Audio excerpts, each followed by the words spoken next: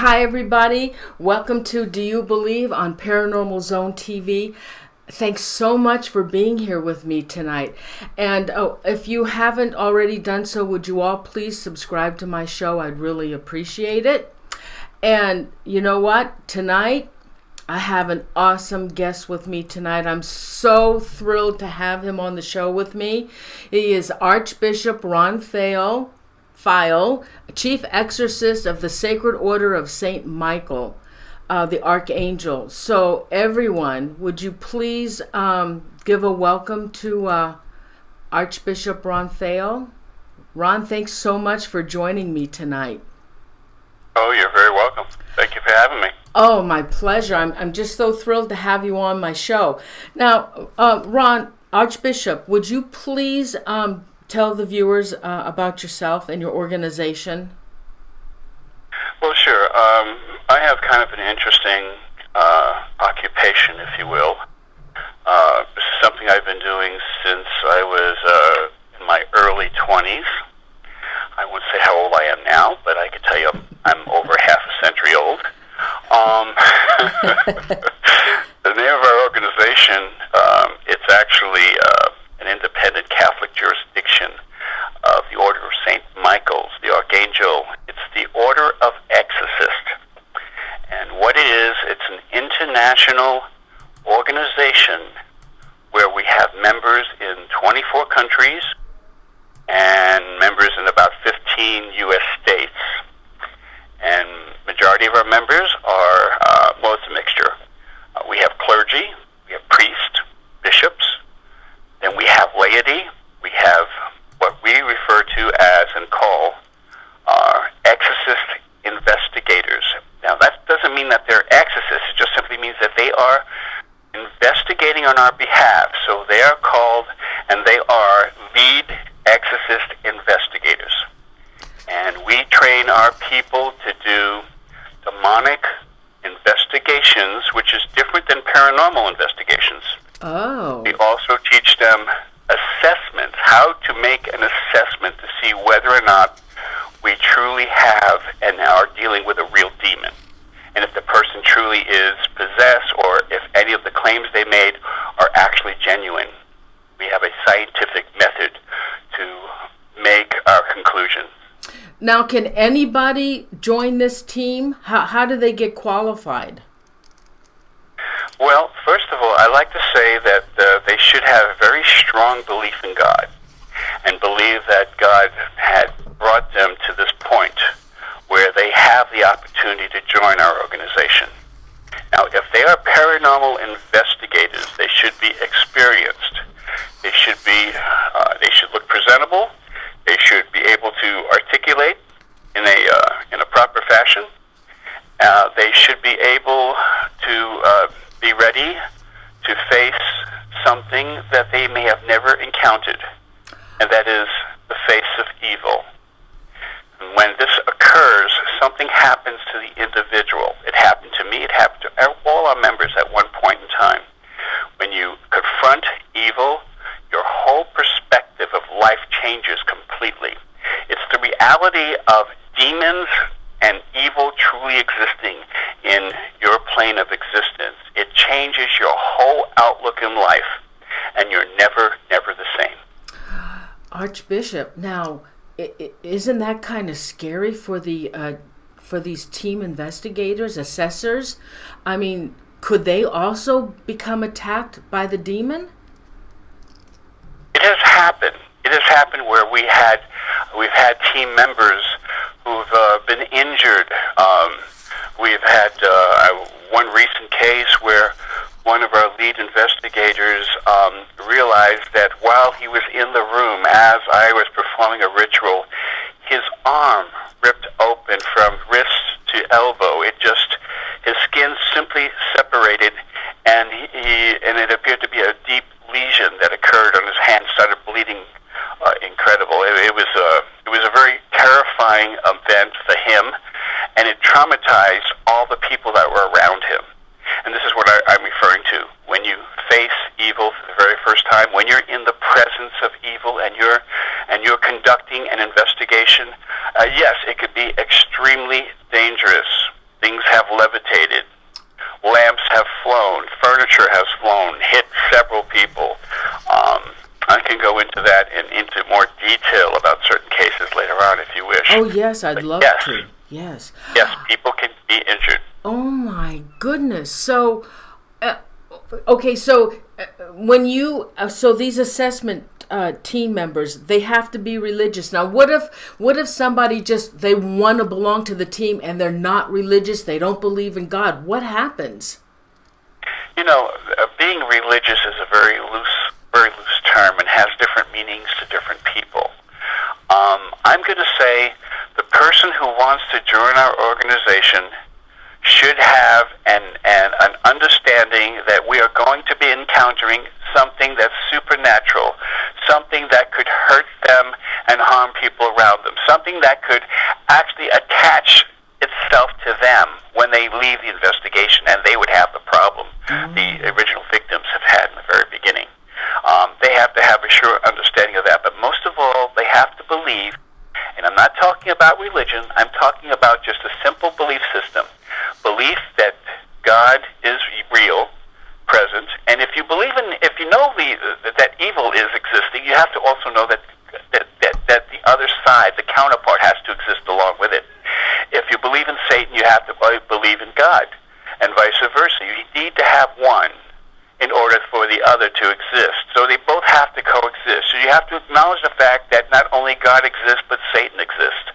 Then you have to acknowledge the fact that we get, in our belief system, is that we get our power and the ability of through our healing ministry, through the name of our Lord Jesus Christ.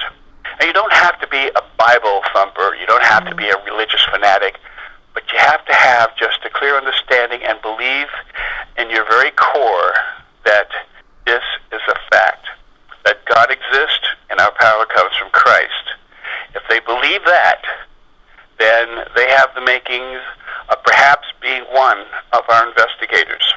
To be a lead investigator, though, you have to have a very strong base or a strong faith base to even begin, because you're in the front line. Our investigators and our leads, they are in the front line. They do our first contact interviews.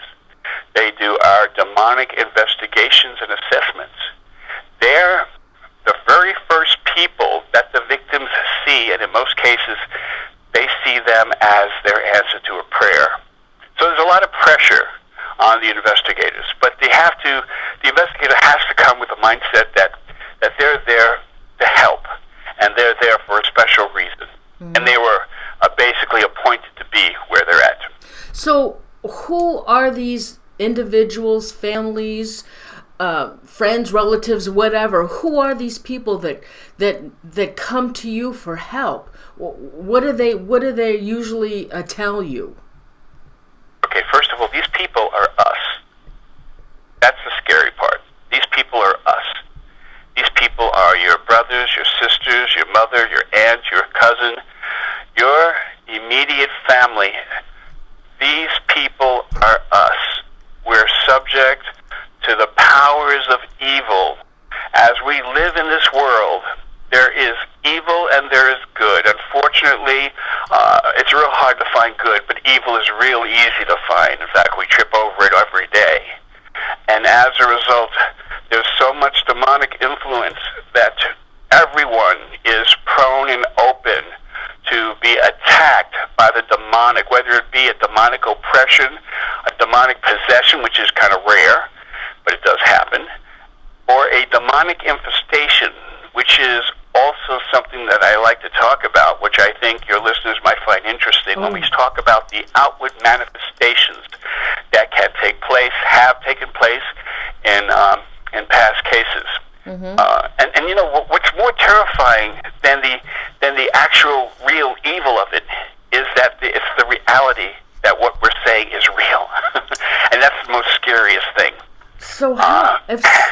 So if somebody even now, I've seen where some of these people that believe that they're possessed, that they're being sexually attacked, family members are acting really strange, and they feel that their son or whatever or daughter is being possessed.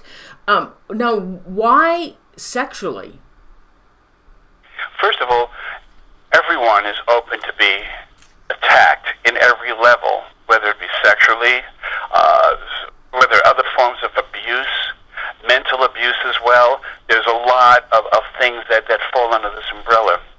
And what it's all about is us being curious about certain things in life. And when we're curious about supernatural things, then we open ourselves to a whole other avenue of possibilities. And this is very true for paranormal investigators. A lot of our cases, believe it or not, are people who were at one time paranormal investigators. They got just a little bit too close, where the demonic attached itself to him or to her, and as a result, they're calling us for help. We also get people who claim to be exorcists, who are not trained, and who go out and make these calls and try to do a ritual, and then what happens, it backfires on them. The person that they're trying, the victim they're trying to help, gets worse, and they themselves come back, they come home with some kind or some form of demonic attachment. Then they're calling us for help. So these self-appointed exorcists, with no training, will call us to help them because they're having a problem with the demonic. It's kind of erotic, but this is what we're working with. Unfortunately, we have all kinds of people that call us with all kinds of problems, and as a result, we have to weed them out. We have to find out where they're coming from, who they are, if they have a history of this type of problem. Our investigation team, what they do is referred to as a pre-site investigation. That's being before they make the first phone call to make the first interview face-to-face. What they do is they investigate the people they're about to interview. They will find out if they have any mental illness. They'll find out if they have, if they've been publicized in newspapers for whatever reason. And as a result, all these things are collected, all this information is collected, and it's put into what's referred to as an assessment report. Mm-hmm. Then once that information is collected, then they would make the appointment to see the victim. And understand, some of these people that call us may truly have demonic issues. Demonic infestations, especially, is extremely common. However, there are some people that call us just for the attention. We have other people that call us because maybe they have a mental illness, some form of psychosis, and they truly believe that they have a problem with the demonic, so they call us for help. Then we have other people that, that just seek the attention. As a result, we have to weed each of these people out, and we have to look for the real cases. That's why we have an assessment done. Mm-hmm. And we have a questionnaire that we follow religiously, and it's about 60 questions, and we concentrate on the three major components of what could take place. And that, of course, would be the mental changes in the affected person, the physical changes in the affected person, and the outward manifestations. Now, this is when an infestation can take place, and if that happens, then we're going to see it, and we're going to see it firsthand. Can you explain what infestation means to the viewers? Yes, an infestation happens when someone in the home, in the residence, they open the door to the demonic, either intentionally or unintentionally, and it always seems to be through invitation. A person plays with a Ouija board, for example. That's a form of invitation, where you're talking to an invisible entity and inviting them to have a dialogue.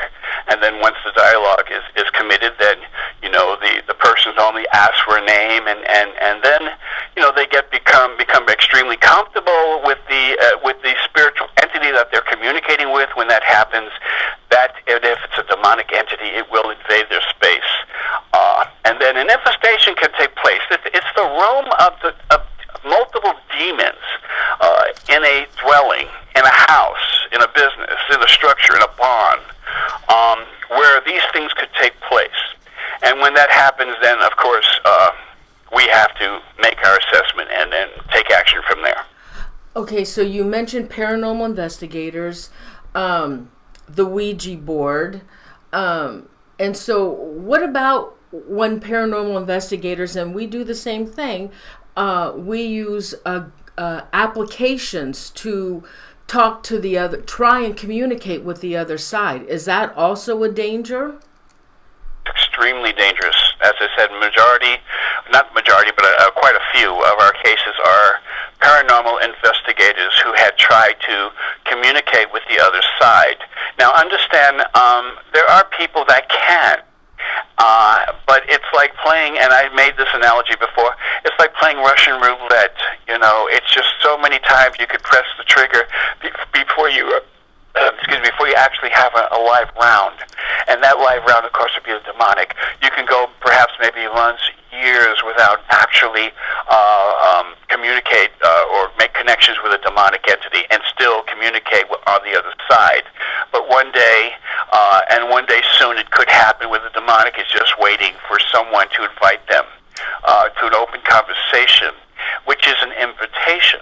And when that occurs, then there are major, major problems. There have been people that have even become demonically possessed.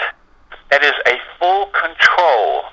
The demonic would have full control of the body, and its personality would surface. And this is where an exorcism would have to be performed. But again, this is after we've done the assessment. And in our order, we have 3 medical doctors. 2 of the medical doctors are psychiatrists. When we have a case where we suspect or it's reported as the victim having symptoms of demonic possession, then we request a medical and psychological report. And then once we have copies of that, we submit those to our doctors. And our psychiatrists will interpret the reports, and they will make their recommendations to yours truly. Then I look at the assessment reports that our investigators have submitted. Now, the assessment reports would be the questionnaire, the actual videotape of the interview, and the actual demonic investigation. I look at all of those things. I look for outward manifestations that may take place on the video. Now, just because a person has a psychosis, it does not mean that he does not have a demonic problem. However, if a demonic manifestation does not appear and take place, then we have no visual proof. And based on that, then we may have to rule it out. We only act when we know beyond a shadow of a doubt that we're dealing with the demonic. And the reason for that is that if we perform an exorcism on someone who is not possessed by the demonic, this could push them into a deeper state within their psychosis. They could have a mental breakdown, and in most cases, it could lead to a suicide. Oh my God! Yeah, this is very serious. I get very concerned, when I hear about people who are self-proclaimed exorcists, and they go out and they try to help, thinking that they've seen they read a few books and they've seen some movies, and then they feel that they're experts and they feel they could do this, and so they go out and they try to do something. And if the victim is not truly possessed by the demonic, and the person is performing an exorcism, then that poor victim could be thrown further into their psychosis, and they could wind up in suicide. Okay. That's why it's so dangerous. Okay. So dangerous that people, and it's impossible to weed people out. The only thing I say is, if someone has a problem and has demonic issues, they should seek an organization such as ours, an organization that not only has clergy but also has the medical community involved. It's a partnership where we collaborate with one another in regards to a case. If it's just and understand too, this whole process can take like 2, 3, 4 months before we even actually have enough evidence to support a case of exorcism or demonic possession. Okay, Because if we don't have enough evidence, then we're not going to rush in and do it. We need to have all the proof, and we have to. Our investigators, they have to prove to us that we have a case. And how many times is the norm for you to keep going out to work with that person? If it's a demonic possession, it could be anywhere from a week to several months. We've had cases that's ongoing, like it's been a couple of years now. Oh my God! Where the person has multiple possessions, that is, multiple demonic possessions that are within the individual, and we have to perform the ritual, and we have to ask the demon its name, identify itself, and repeat the whole process over and over to each demonic entity that is in the person. It could take a long time. Oh my God! Now, how does that happen? Where somebody has more than one demon in them? What happens? How could that possibly happen? Well, it's like anything else. If you leave a house vacant long enough, you're going to have a squatter or two come in and perhaps maybe invite some other squatters. Before you know it, you'll have a house full of squatters. Let's face it, it's free rent. It's space. Yeah. They could exist. They could roam. And guess what? The house, of course, that I'm referring to is a person's body. Right. The entryway to the demonic, that the demonic will use, especially in an oppression, is by way of the mind.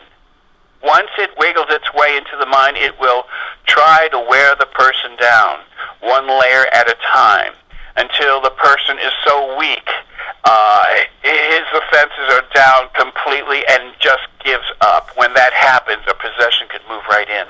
And like squatters, many demonic entities. So how do they pick the person that they want to do this to? Well, if a person is breathing and walking the earth, Yes. they are perfect candidates.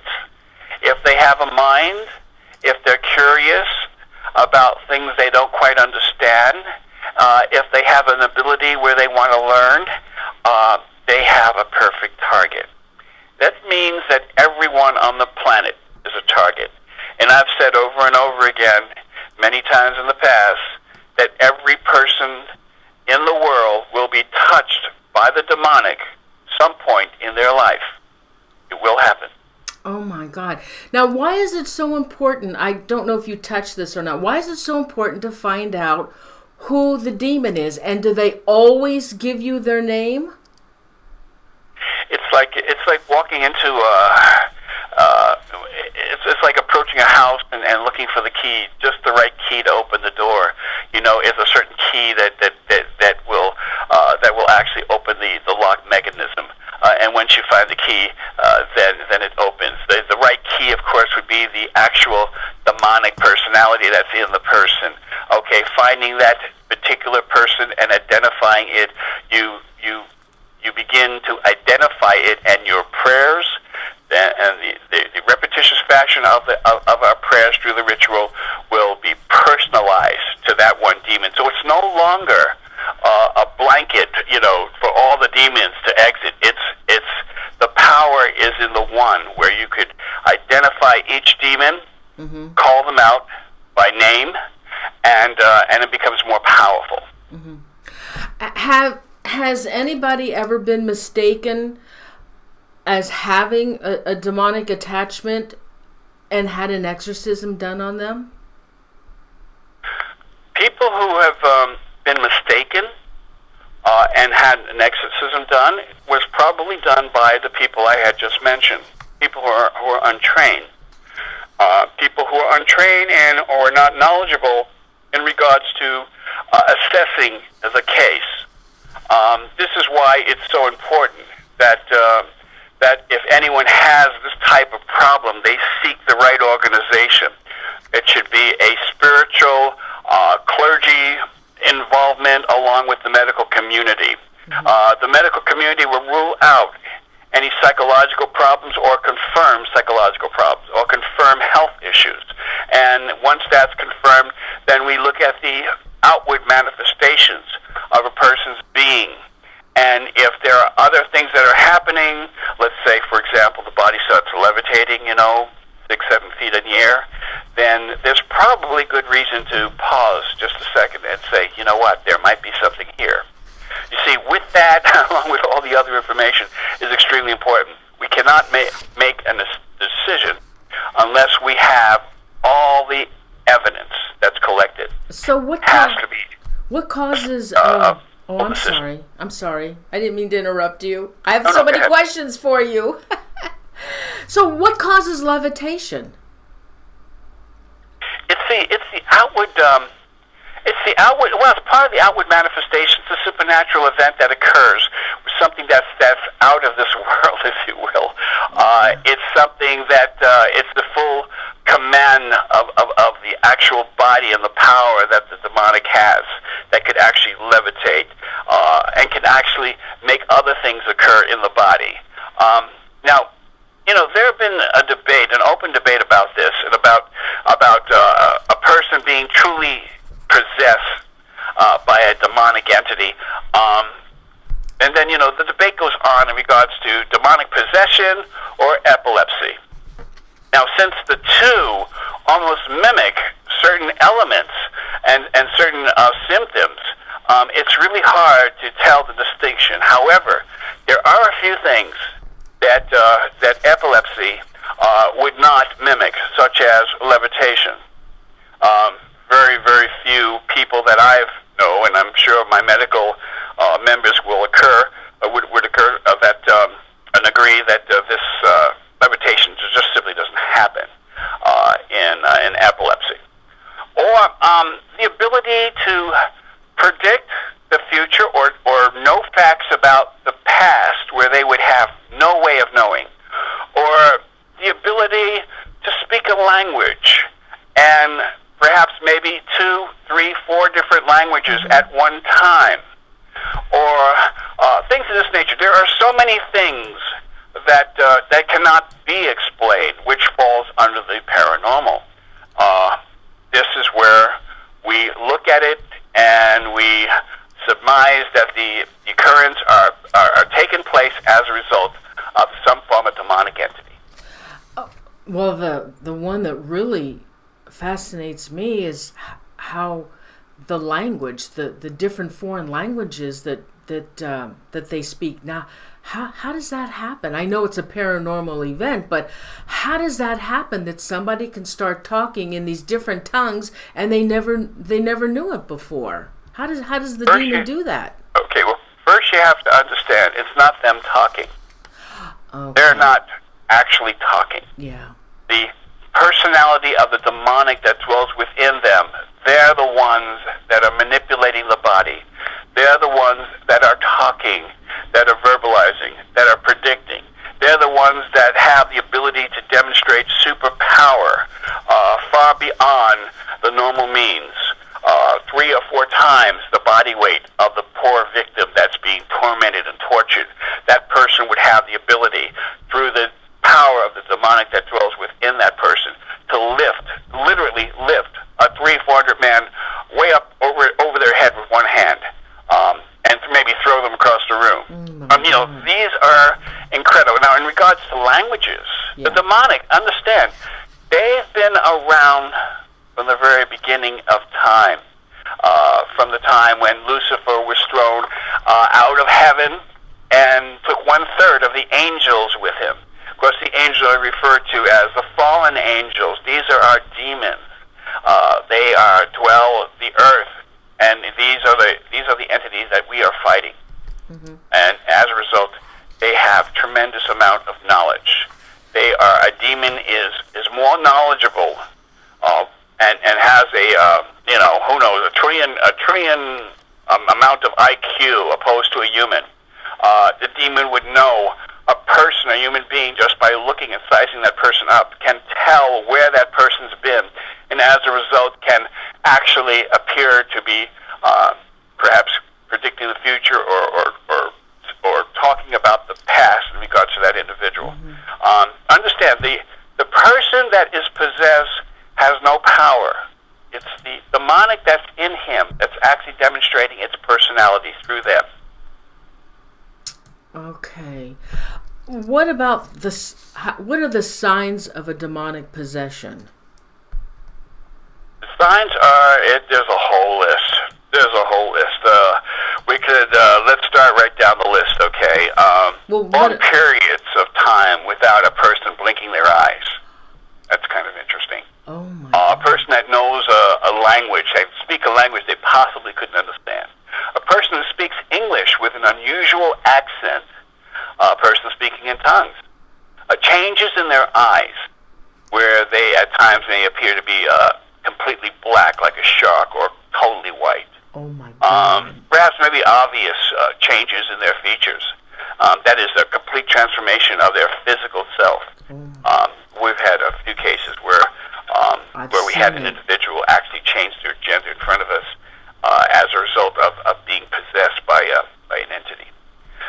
Perhaps, I mentioned this before, they would have the ability to predict the future and know about past events that they would not, never have the ability to know.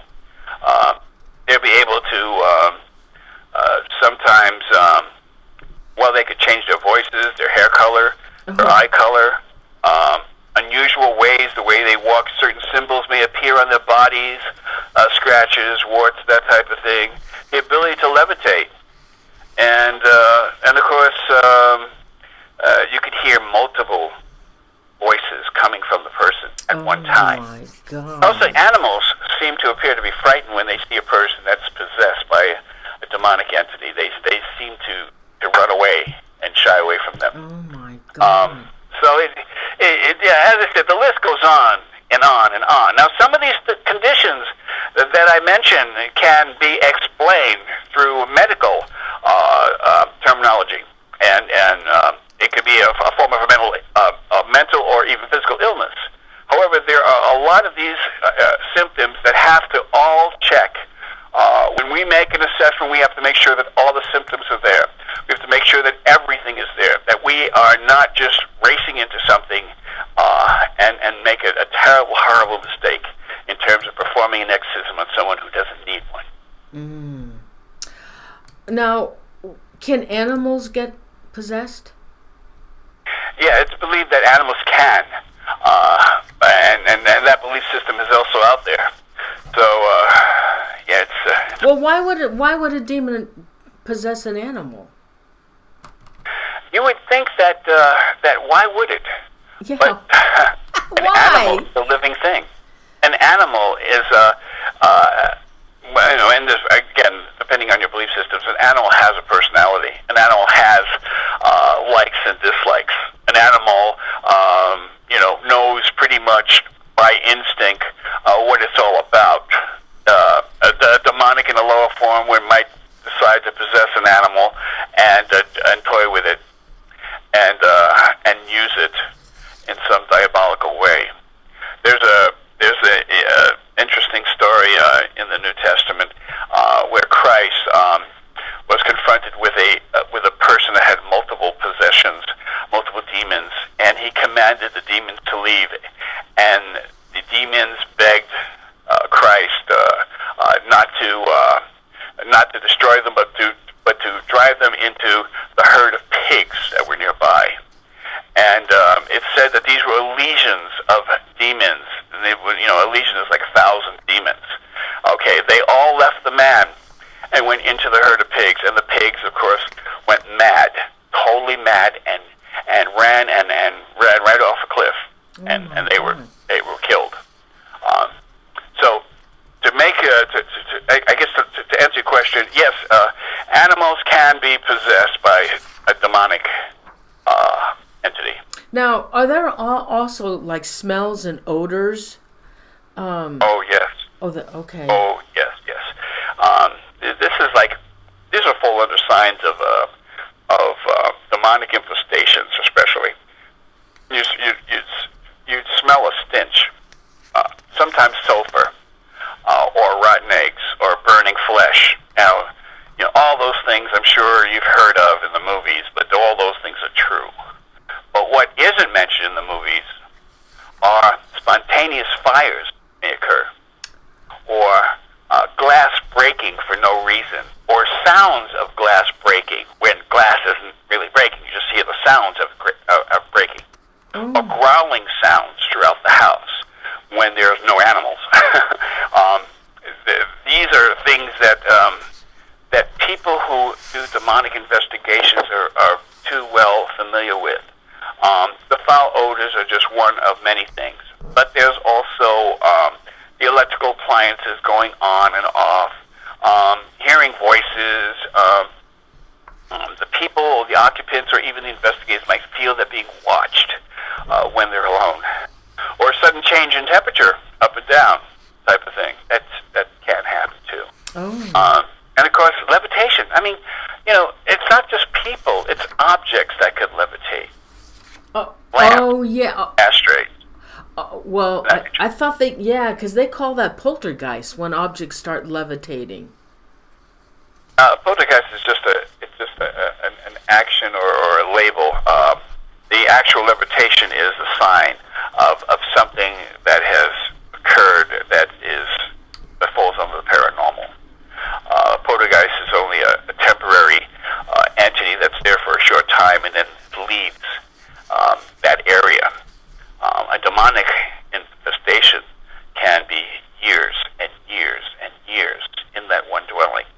And people can physically be attacked, pushed, scratched, bitten, burned. All these things could take place to people that are in that type of environment, and which we refer to as a demonic infestation. Oh my God. Okay, so what about serial killers? Are they possessed, do you think? I've talked about this before, and it's my feeling that they are. I mean, they have this I don't know, facial recognition. It's almost identical. Their expression, their form, the way they carry themselves. Their actions are extremely evil, of course, but what has driven a serial killer to that point where they could take lives and maybe even eat their victims and do terrible, heinous things? I would think that it would have to be some form of demonic oppression. And as a result, demonic oppression can drive a person to do things they would never do. Most common cases in demonic oppression would be maybe a victim that may be mutilating themselves, cutting themselves with a piece of glass or a needle or a pin or a sharp object, and not even being aware of it, and just cutting away. Well, there is a condition, Archbishop. There is a condition. They call them cutters, and they yes, there is. So, do they have an issue with demons? Not necessarily. The group of people that you're referring to have a psychosis, has an actual clinical, recognizable disease of the mind. But the question comes up: well, what has driven them to that point? Was it truly a chemical imbalance in the brain, or were they driven to do it by some form of demonic entity that was just digging and digging and digging in them in the form of a demonic oppression? And if that be the case, then who's to say truly? Has the condition of the brain's chemistry actually changed as a result of the torment that is executed by the demonic? We don't know. All open for debate. Oh my God. Now, when these paranormal investigators go into homes, because that's what they do, and the resident will say, we got a lot of strange things going on in this house. And so they do their investigation, and then most of the time it's always, this house has a demonic entity in it. Now, does a haunted house have a category on if it's a demonic entity in the house? I mean, do haunted houses have categories? Well, it depends largely on your belief system. A haunted house can be a demonic infestation, or a haunted house could be perhaps the resting place of people that, of course, from a Catholic perspective, people who are in purgatory, and as a result, they're just working their issues out. And maybe they feel comfortable in their residence, or maybe they feel comfortable near their loved ones, or maybe they just didn't want to cross over because they felt too comfortable in where they were at, or maybe they felt guilty about something. Maybe they committed suicide. Maybe they did something heinous, and as a result, they did not want to face the consequences by crossing over. All this is just, it's all debatable. Mm-hmm. It's all up for discussion. I mean, nobody really knows. I can tell you beyond a shadow of a doubt that there is a God and that there is Satan. And I can tell you that there's good and there's evil. And I can tell you that we die and we also live. There is life after death. And as a result, I know this beyond a shadow of a doubt. And as I said, when you encounter the supernatural for the very first time, your entire perspective changes. It's like you've bitten into the forbidden fruit. Now you know things you never knew. You were always oblivious to things that were right in front of you until you bit the forbidden fruit.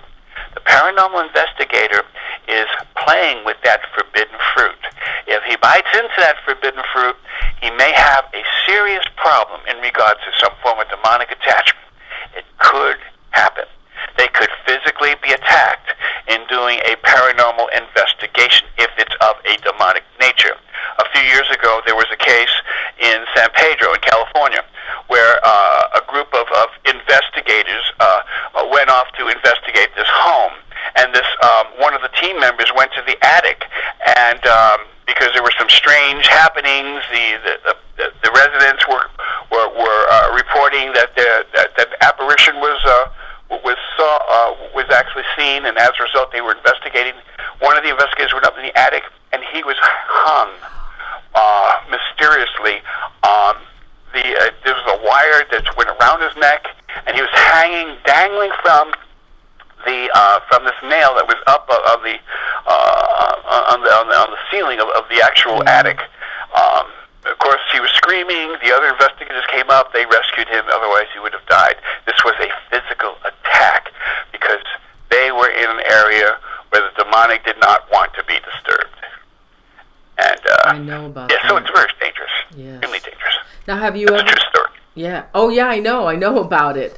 Have you ever been attacked? Oh, yes. I almost had my life taken from me last year. I was I was with my team of 8 or 9 people, and I was in the middle of the room, and I was performing a ritual. And out of the blue, an invisible entity struck my left side with what appeared to be an invisible 2x4. It knocked the wind right out from me. And as a result, I couldn't catch my breath for a second.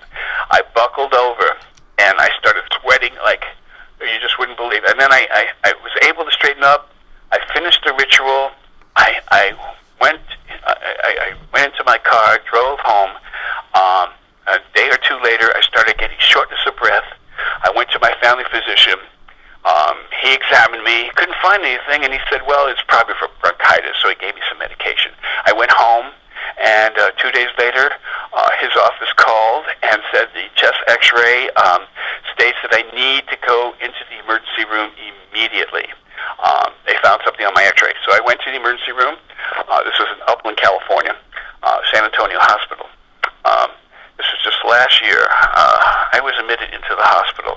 They found a sac, 2-liter blood of a sac around my heart, which they had to drain. I had 3 operations. I was in the hospital in intensive care for 30 days.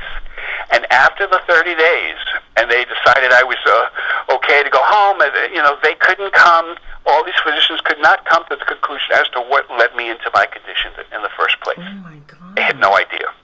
Oh, Because the people in our team and the people who were there who witnessed this actual invisible entity striking me 3 times in the left side, they could attest to the fact that I was attacked and something happened that night. Oh, my That was the first time that I was ever taken just an inch away from losing Oh That was my the most God. severe. And this is absolutely real. It's as everything I'm telling you is been recorded. This is the absolute God's truth. Now, I've been attacked before in the past. In the past years, I've had lamps thrown at me and struck me in the head. I even have a scar that I proudly display from an object that flew off the shell and hit me in the temple of my head. Yes. What happens is when the clergy show up, and even the investigators, when they show up, they become a threat. The demonic does not want to lose its space. It does not want to lose its ground. You're invading the demonic. Demonic is actually has his defenses up. He's ready for a battle. And if the clergy and investigators are not ready for that battle, something terrible could go wrong. And that could be a physical attack. So this is very, very real. Okay, so you've been attacked previously or in the past. Did you see this one coming? No, I didn't. It came out of the blue because, it was an invisible entity, and I didn't see it until I felt this 2x4. I mean, the blow was extremely. It was extremely hard, fast, and penetrating. Each blow, I could feel the magnitude of the blow as it just shook my entire body, my entire core. It happened 3 consecutive times. One after the other, and then I keeled over. I could barely catch my breath. I knew something took place. The people around me could not see anything, but they sensed that there was something there. And that was the time our lead investigator's arm was ripped open, and it started bleeding for no apparent reason. Throughout this whole thing, we were there for over 2 weeks, I think it was 2 weeks, we were conducting these rituals. We had to do quite a bit. There was quite a bit of demonic activity going on in the house. And as a result, this is what... was this one of the worst cases? It was very scary. All of us were kind of like, taken back because I was almost killed in the process. Oh, my God. Well, was this one of the worst cases that you dealt with? It was the worst. It was the worst case that I've been involved in, where, as I said, they put me in the hospital for a month. And I had 3 operations as a result of taking this case and performing this ritual. So, what was happening in this house that was worse than some of the other cases? Hey, can you talk about it? Yeah, it was a demonic portal, like a vortex in the house. And apparently there were demonic entities being reported, seen. Women, just like a half torso would be shown. This woman was walking around just from her midsection up. You couldn't see her feet or her legs, and she would just hover throughout the house. Seen in many different cases. There was a little girl that kept appearing and would disappear, reappear, disappear. It's reported that the girl was basically chased, and it went right through the wall and totally dissipated. Oh my God!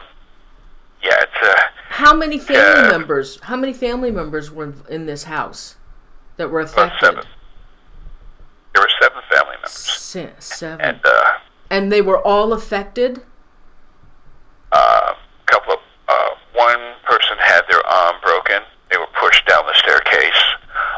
Another person was also burnt as a result of coming too close. 2 of the people became terminally ill as a result of the conditions of the house. These are all points that the demonic loves to have. This is, as I said, we're at a very real spiritual war, and people all around us are totally oblivious. Perhaps there are some paranormal investigators who are listening that could attest to the fact that what I'm saying is true. That the normal people who have nothing to do with paranormal investigation would have no idea that these things occur. That people get hurt. That there protection that lasts, and is long-lasting for as long as you live. Once you encounter one of these evil entities, I could tell you so many interesting stories, and these are so real. Everything that I say is absolutely true, and yet if you tell it to someone who's not familiar with the supernatural or even believes in the supernatural, they'd think you're crazy. And this is probably one of the reasons why there are many ministries that stay away from exorcisms, because of the stigma that goes with it. Let's face it, we have medical science now. We have psychiatry. We have, ways to explain certain conditions. However, there are cases where they cannot be explained. The symptoms cannot be explained, and that's where organizations such as ours would come in. We help people, and all our services are free. We never charge anything. We're a nonprofit organization, and as a result, and we get no outside funding. Our funding comes from God. We believe heavily that what we're doing that we've been appointed to do what we do, and as a result, when the bills have to be paid, for some reason they get paid, because maybe this also falls into a supernatural event. I don't know. All I do know is that we've been around since 1981. It's a long time, and in that time, we've seen things that most people would never even imagine that could happen. Oh my God. Things that are not even covered in the movies. I mean, because let's face it, it's so far out there. Who would believe it? And what's more terrifying than the movies is real life, is things that happen real time. I was doing part of what I do. I'm the chief exorcist for the organization, and what I do is I review the assessments from all the investigators. Mm-hmm. They send me videos of all their investigations. I sit at my computer and I visually look at each of these assessments, and I have to come down and make a conclusion as to whether or not I feel this is a genuine case, or if it's just simply a matter of someone's imagination. I was watching an assessment, and this assessment took place. It was around the world, actually. We have members, like I said, 24 countries. Watching the assessment, and as I'm watching a real demonic happening right there in the screen and in my monitor on my computer, I felt an invisible force push me from my computer, literally pushed me back. I looked down because I had a slight discomfort on the side of my body. I looked at it, and it was a bruise shaped like a palm of a hand.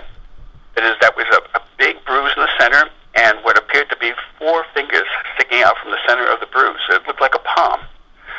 And it startled me, because this was just watching a case over a real case. Now understand, the demonic, they're not subject to the rules that we're subject to.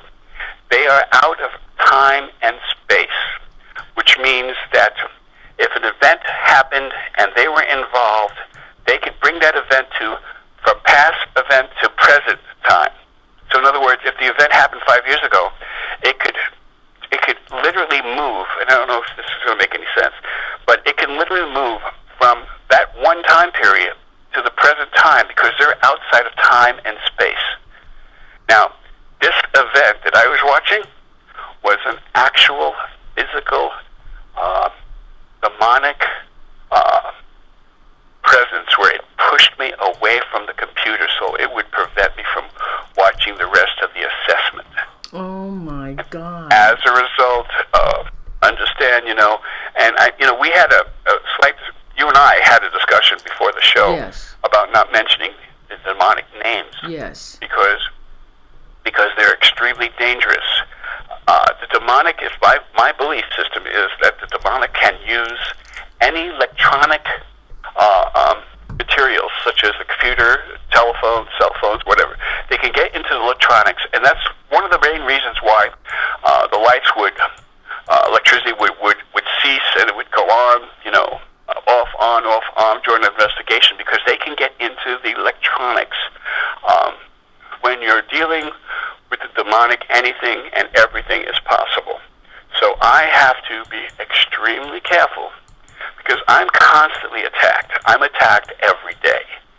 I have, as a result of this major attack from last year, I've lost some of my hearing. Oh my God. I'm not able to hear very well. Then I also have episodes where I'm visited from time to time by an invisible entity where I can sense and feel its presence. And this, again, if I was talking on just a regular talk show, nothing to do with the paranormal, they would think I was totally out of my mind. But these things really happen. The demonic is real, and we live in a spiritual world. There are entities all around us, and depending on your belief system, some are good, some are not. I worry about the not. I worry about the demonic entities that can hurt you physically and mentally. I worry about people who put themselves in the front line and who are not properly trained. I worry about the victims who are being tormented from the inside out, where lesions, bruises, scratch marks, bleeding would start occurring in every point of entry in their body for no reason, as a result of a demonic being in that particular person and possessing that person. I worry about people like that. Well, that's one of the reasons why I do what I do. Why our clergy and our investigators do what we do. What do you think of somebody that continually, to get attention, will sit and ask if there is a demon out there, I want you to prove it to me, and I want you to attack me? What do you think of that? Well, my first reaction is I think they're crazy. My second comment would be that they have no idea. Their level of belief is not at the point of where what I was saying earlier. When you truly are confronted with evil, you know it exists, and then sometimes there's a part of you that says that I wish I've never had this event, and I wish I could go back in time and not see the demonic. But once you bite the forbidden fruit, you're in. I mean, it has you. It's around you. It will bother you. It will see you. You will feel their presence. You will know their presence. You will see people that are affected by their presence. And as a result, another eye develops in your will appear in your head, where you're able to see things that people are totally oblivious to. And when I hear of an investigator screaming out, well, if you're here, if you're a demonic demon, if you're here, come out or come into me or do, they have no idea what they're playing with. It's like a child with a loaded pistol, and they have a loaded pistol in their hand, and they're looking at it from the barrel. They're looking straight down at the barrel, and they have no idea what they're holding. And God forbid if that child should happen to press the trigger. God forbid if the paranormal investigator truly gets his wish and the demonic does come out and makes itself known. God forbid. Okay, so Archbishop, so if this person continually does this type of thing, is it possible too that maybe this demonic entity is just watching and then gonna take action when it wants to? The demonic will wait. It'll wait for the perfect opportunity, and it will prance, and it will attack. That's all. The nature of the demonic is to make our lives miserable, to torment us, to drive us to a point of suicide, to self-destruction. The whole nature of the demonic is not, the demonic doesn't want to kill you. It wants to torment you so you can kill yourself. That's the whole nature of the demonic and what it does. I have two questions from the chat room that I was able to catch. One of the viewers asked if somebody has psychosis, are they demonically possessed? Not necessarily. Not necessarily. We get cases where there is a victim who has been diagnosed with some form of psychosis, and we still continue the investigation because we're looking for outward manifestations that take place. A person can still be psychotic and still have the demonic around him or within the immediate space or even be possessed. So yes, no, we don't rule it out. But if a person is just simply psychotic, it doesn't necessarily mean that there's any type of demonic involvement. The demonic involvement has to come along with the diagnosis of a psychosis. If it's just a psychosis and there's no physical outward manifestations of the demonic, then it's probably just a case of mental illness. However, if there are other signs, other outward manifestations that take place, it doesn't make a difference if the person's an epileptic. If other signs occur, spontaneous fires, levitation, walls start bleeding, and this has happened in many cases where the walls would bleed blood. When things like this occur, then we know it's not just a psychosis. It's more than what it appears to be of a surface, and that's why we do a thorough investigation. Our lead exorcist investigators, they diligently work our process, and our process is basically the face-to-face interview, the recording of that interview, the recording of the actual demonic investigation, going through each room, paying close attention with the video camera to the walls, ceilings, floors, and corners, and also especially special attention on the areas that have been reported for supernatural events or disturbances. If it only happens, let's say, once every 24 hours, then our investigators will stay overnight, and they will basically camp out where the event first took place or where it continues to occur, and they will stay there with their equipment, and they will monitor the area, and they will find out whether or not we have enough evidence to go on. My involvement comes at the very end. The investigators, they have to prove that there is enough evidence that the clergy will get involved. Mm-hmm. Well, psychosis is also connected to some serial killers or psychotics as well. Now, there's another viewer, Carol. Now, Carol, we've Archbishop already covered this, but she's asking about speaking the demons' names out loud. Is that a no-no? To me, my personal belief, I would say yes. Why give the enemy ammunition that may be interpreted as some form of invitation? I don't want to do that. I want to make sure that I have the enemy at base. I want to make sure that I know exactly where the enemy is, how he operates, what's his MO. I want to make sure that I'm not going to be unprepared for... Oh, I lost you. Are you there? Oh, yeah, I'm here. Go ahead.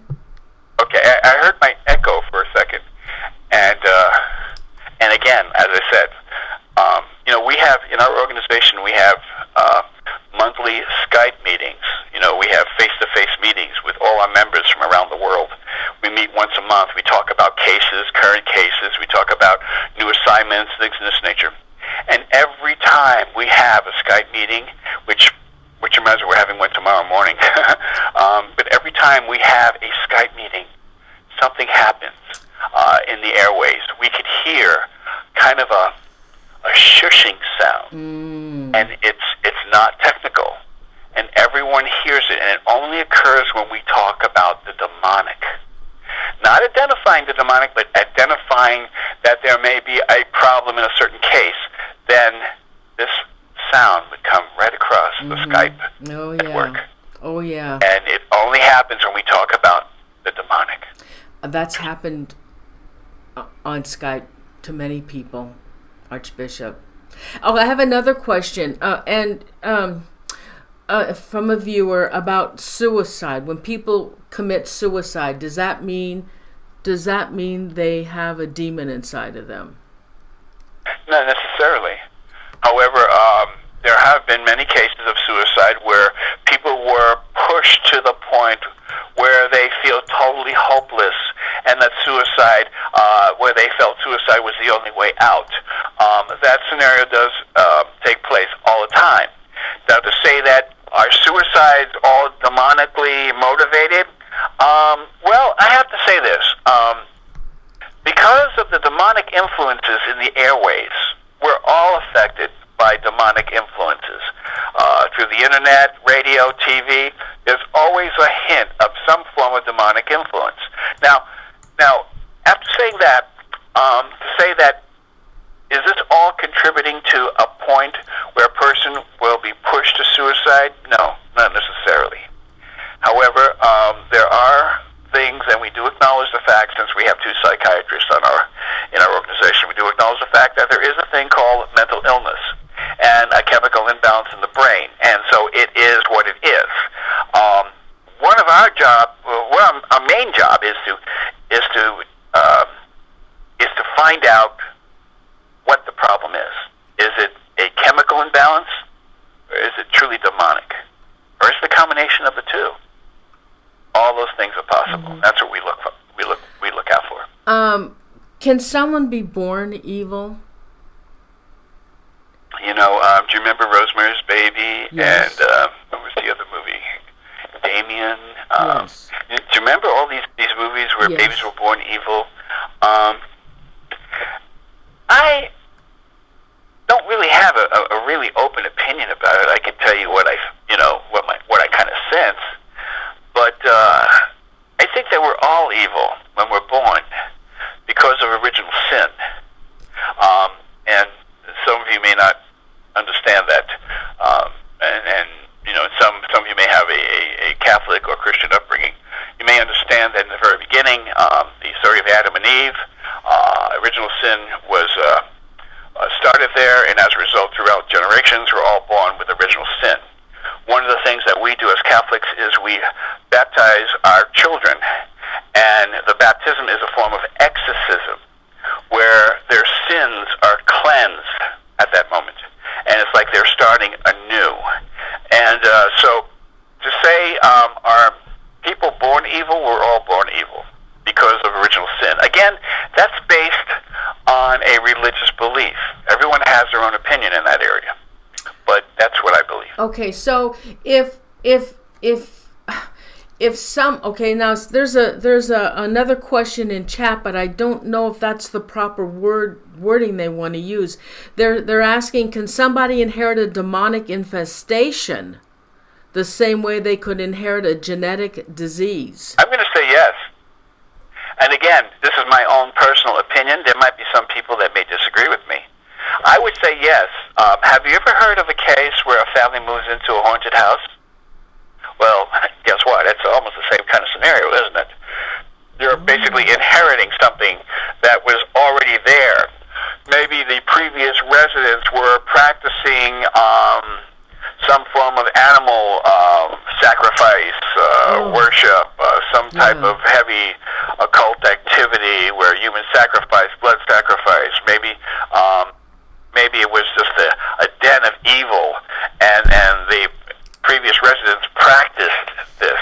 Well, of course, you would have no way of knowing. So, you know, they would move out, you move in, and guess what? You have the problem now. So, yeah, I would say that. Yeah, I would agree with that. I think that, you could inherit this problem. Okay. So would that be like also when there's a house, say there's a house, and they're practicing rituals like in the basement, and they have the big pentagram down there, and that's where they do the satanic rituals and killing of the animals. All this, is this okay? Now, these people that are doing these rituals and killing of animals, do they have the demon inside of them? No, not necessarily. However, some might, but no, not necessarily. When a person has a possession, a demonic possession, they're not able to control their senses.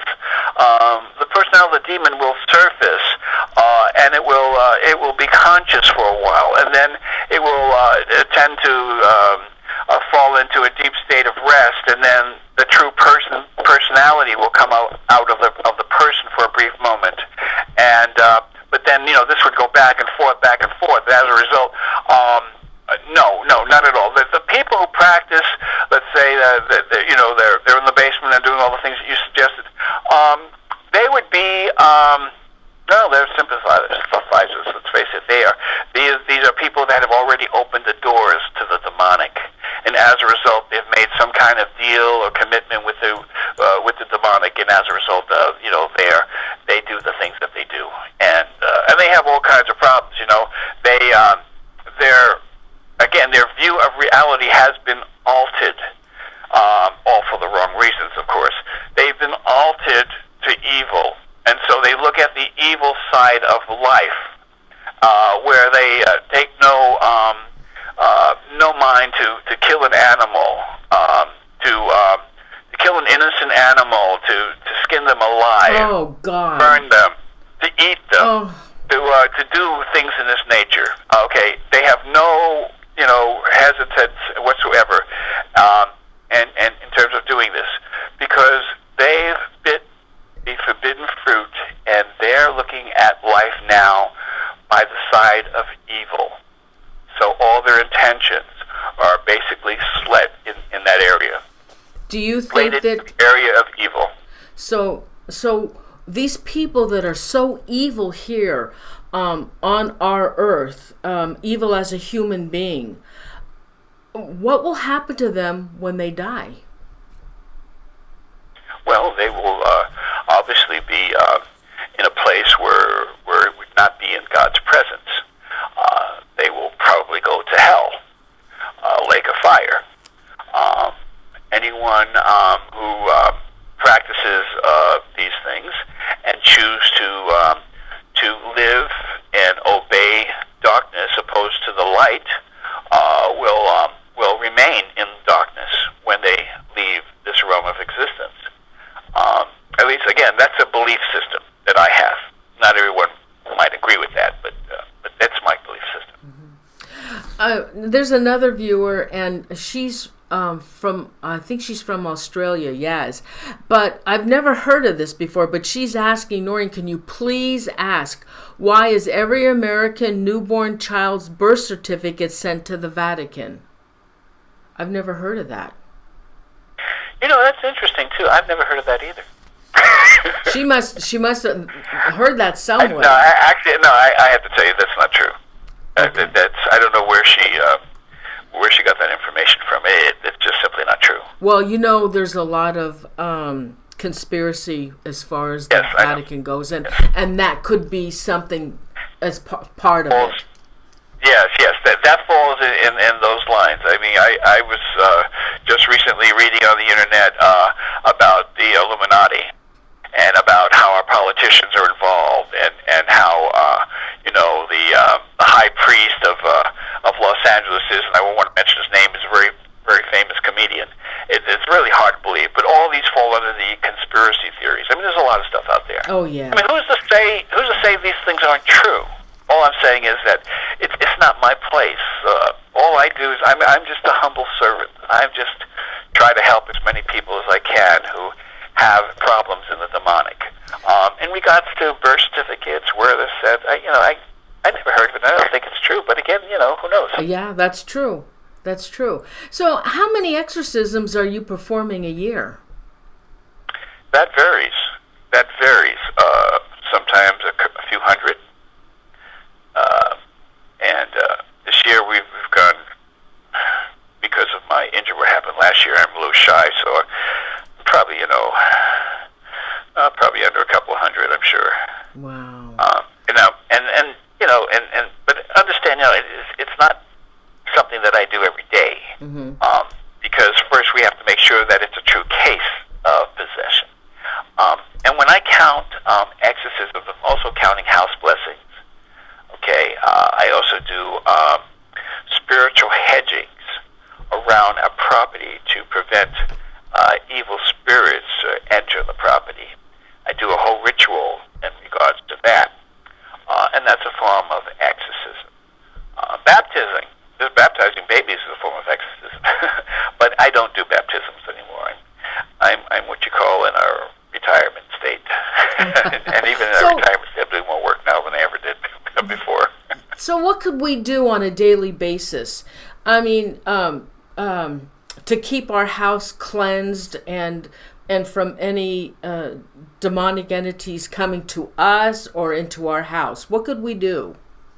Okay, well, the first thing to do, and I've said this before, the first thing to do is to find yourself a spaceship and make sure it's aimed at another planet. That's the only way you're going to be safe, is to get off the planet. And even then, I'm not so certain about Mars. But we're all subject to the attacks that occur. I would suggest your odds are a little better if you try to stay away from experimentation by calling on spirits, because you don't never know what's going to come across. It could be demonic, and if it is, then you've just opened yourself to a whole world of hurt. Seriously, you don't want to really explore with things, and again, you're going to have a lot of people that are going to disagree with this, and that's okay, but my belief system is this. Why open a portal to the demonic when you have the choice not to do that? I would stay away from Ouija boards. I'd stay away from seances. I'd stay away from channeling.